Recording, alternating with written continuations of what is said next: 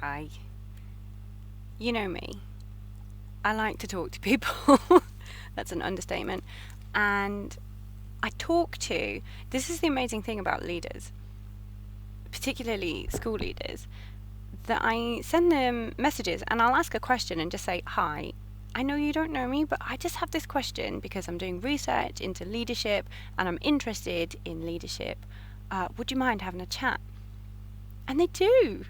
Because it turns out that a lot of senior leaders and even, say, retired head teachers or, executive directors of schools, they're interested in people and what makes people tick and what makes them successful.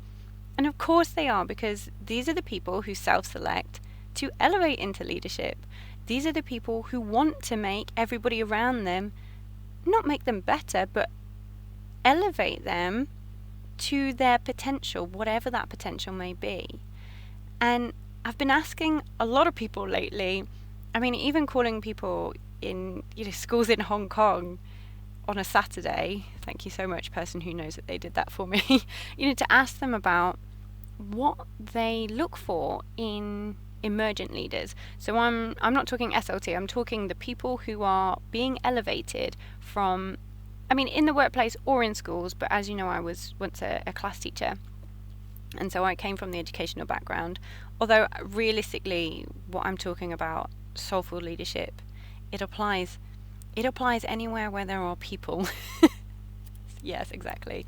So those people who are class teachers or practitioners, youth workers, and are being elevated into leadership positions for the first time. So they're being given a budget, they're being given people not to look after, to support. And of course, in the job of being a school leader, you still have your initial job. You are still a class teacher. You still have to teach geography 28 out of 30 periods a week, probably more like 35 out of 40 periods a week. And so I've been asking senior leaders, head teachers, deputy head teachers, retired head teachers who frankly have seen everything, and executive directors of schools. I've been asking them, what do you look for? This is my question. What do you look for in emergent leaders? Because emergent leaders is who I support. So of course I want to know what the senior leaders look for and what they need to support. And 3 things in different guises, with different anecdotes, with different, sometimes hilarious, sometimes crushing stories that have come with the lessons. 3 things.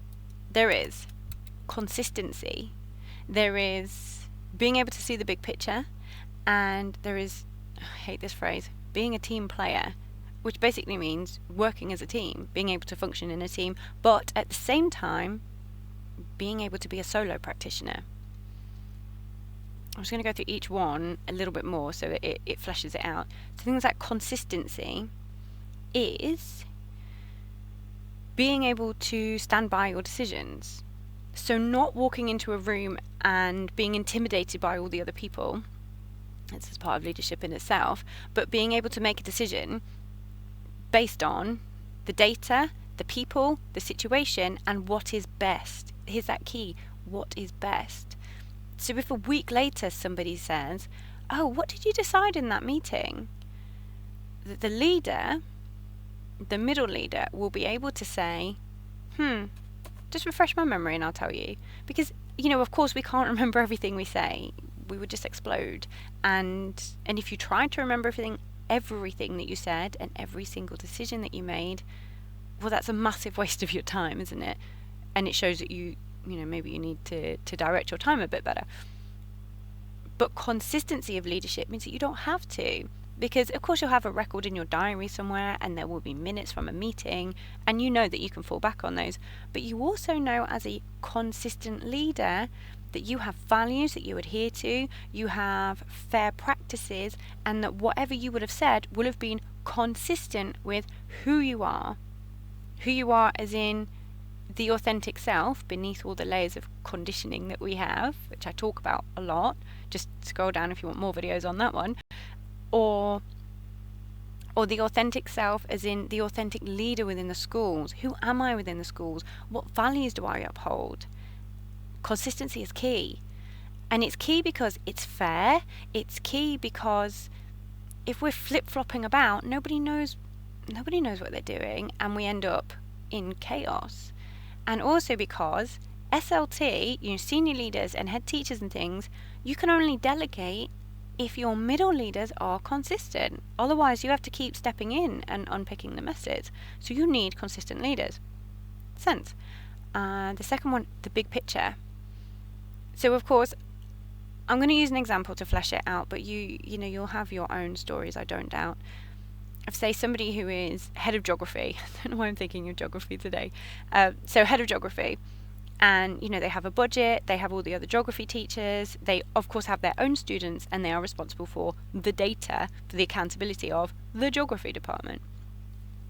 Now, it's really easy for middle leaders, and I'm hearing this time and time again from the senior leaders that I've been interviewing to create this program.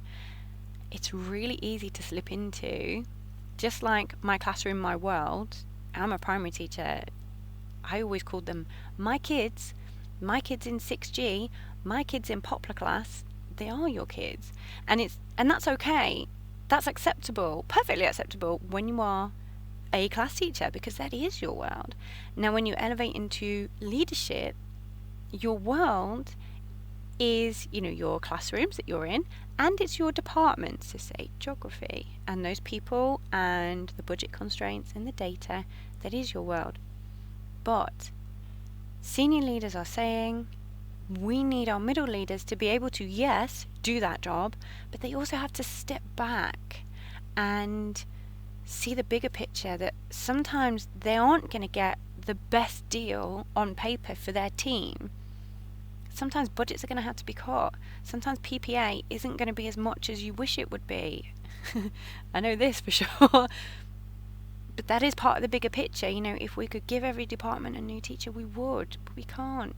And there's no point in railing against that if it's going to be to the detriment of the school. So the big picture, and also the being part of a team. But that's obvious. You need to know how people work, you need to not wind people up, you need to be able to support people, you need to be fair, and people need to come to you and know that you are fair and safe.